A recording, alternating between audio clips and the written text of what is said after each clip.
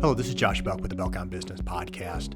Spent this last week, most of this last week in Utah, and had the opportunity to meet with a number of business owners, most of them 8-9 figure plus businesses that they own and operate. And during the course of this week, my brain began to kind of turn a little bit as far as really on what are some elements within a business that we really need to focus on if we're going to work on growing our business. Now, growing a business is going to look different for most every business owner, depending on what type of a business that you run, whether or not you have a certain type of a real estate enterprise, or you're running a produce store, as we have as one of our clients, or if you're running some sort of a service business like I happen to own. But there are some common themes I think that we can look at as it relates to where our business is at a position and we're wanting really to try to grow this business in some form or fashion. There are some business owners, as I was for a number of years, just happy and content where they're at. There are other business owners that are more focused on succession, or maybe they're wanting to wind their business down. But I think most true entrepreneurs are wanting to grow their business. They're wanting to take what they know, the money that they've earned, they want to invest it back into the business, and they want to they have bigger goals. They have a larger territory they want to conquer. And so as we look about growing a business, particularly right now, here are some areas that I think we can focus on, we should focus on as we work to grow our business. First of all, and I think this should be glaringly obvious, that we need to have clear goals with an organized process for growth. I hear a lot of entrepreneurs, they come to me, or people who are aspiring to be entrepreneurs. I think a lot of people who think they are entrepreneurs aren't, but people who are aspiring to be an entrepreneur, they have that drive. They're not going to be an employee. They're going to have something they want to do, and they want to kind of run the show. They have big dreams and they have big visions. The problem is many times is that those people they have this big, huge, grandiose vision. They have a goal, but they have no process on how they're going to get there. So it's just not good enough to have a plan. Just to have an idea. You have to have a plan on how you're going to reach those goals, how you're going to develop that idea, how are you going to get that concept to market. Once it's there, how are you going to market it? How are you going to reach the customer? How are you going to bring awareness? So having clear goals with a process for growth. Secondly, the ability is, and I think this is true especially right now, the ability to embrace transformation with the resilient corporate culture, with the resilient company culture. I think we've learned anything over this past year for those businesses who have worked their way through it and who are going to succeed, aren't going to be pushing back against change. They realize that change is going to happen whether you like it or not. So we might as well embrace the change, embrace transformation, and also have a resilient corporate culture to be able to deal with the change. A resilient culture that can transform, that can call an audible when they need to, that can change as this environment that we are living within is changing seemingly almost daily. Now, if we're going to have a company that is going to be able to embrace transformation and is going to be resilient, that corporate culture is going to have to be based on trust, inclusivity.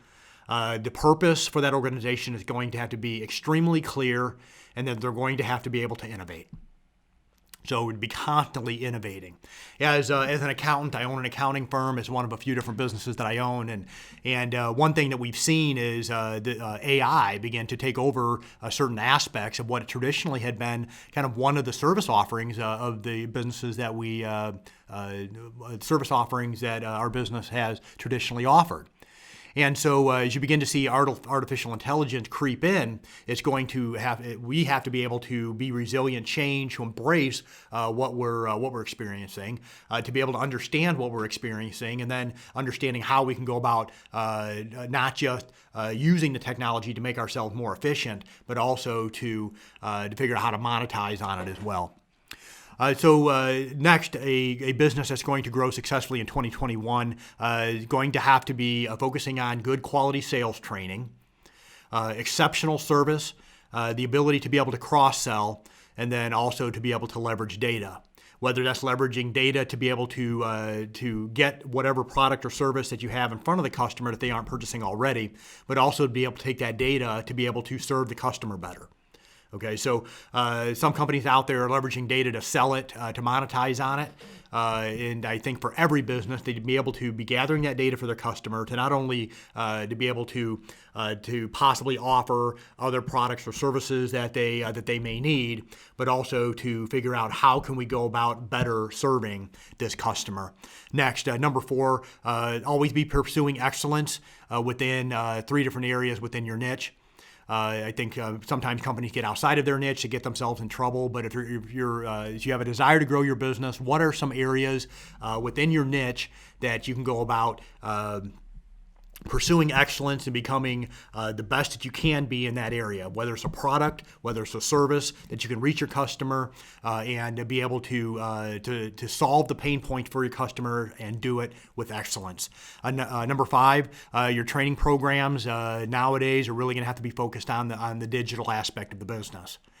Just about everything that we do nowadays is going through some sort of a digital platform. To be able to understand it, to not push against it, to be able to use it for your advantage, and to be able to get your message out to your customer. Number 6, the ability to be able to hire diverse people with diverse skills. If you're hiring people just like you, who think just like you, your business is not going to grow. You'd be hiring diverse people with different backgrounds, different paradigms, and especially those with a diverse skill set. And within my team here, I'm thankful that I don't have people who think just like me, because I know sometimes my thinking process is way out of whack, or I'm not able to help a customer because of my thought process. To have people within my business that can help keep me in check, to help our customers, to deliver a message maybe in a different way, to be able to communicate with the customer in a different way, to be able to maybe empathize with the customer in a different way. So people with diverse backgrounds with a diverse skill set. Number 7, to work, and so when you talk about training, really work to position your people, your team members within your business as experts who have valuable insights in different areas than you may have. And so as the owner of an accounting firm, there are many, many different areas that we can really we can work on and we can improve, we can lift our game. And instead of me as the owner trying to figure out and know everything, to be able to take key members, figure out what their strengths are, and then train them to become really, and this term I think is overused as an expert, but to really they become very knowledgeable, more knowledgeable than our competition in a particular area. So really to train our employees is a good fit for them. It's something that they enjoy doing. It's something they love doing. Pour the effort of training into them so they can really become an expert in that particular area or in those areas, so they can bring a value to a client. They can come alongside of you as the business owner. You align well to be able to provide exceptional service and exceptional product to that customer. Number 8, and lastly, provide educational, thought-provoking content. So much of the process of us staying in front of our customer is going to come through the content. The old days of just putting out there television advertising or billboard advertising, flyers on the door, mailers, that type of thing, that's kind of old school, and it's not as effective in most markets. It may be in yours, and maybe in your business it works. But for most businesses nowadays, really taking that transition to more of a thoughtful process of getting good, helpful information to your customer to inform them, to educate them on you, on your product, on your service is going to be essential. Part of what I do for our clients is this podcast. That's one way of, and I hope that it's valuable. I hope that it's educational. I hope that it's informative to our clients.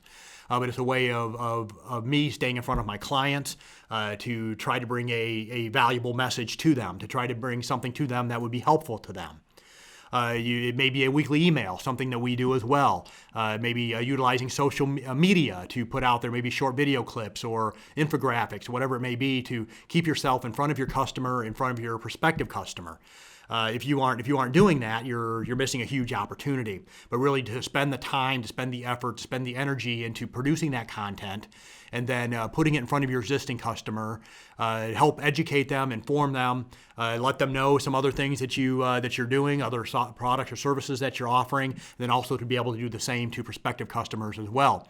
It may be putting together some sort of a book or a white paper or something that can be provided to a prospect that may position you as being an expert in your field. But always be thinking about ways that you can go about getting that message out to your customer, a thoughtful, educational message, informative message, something that's going to bring value to them.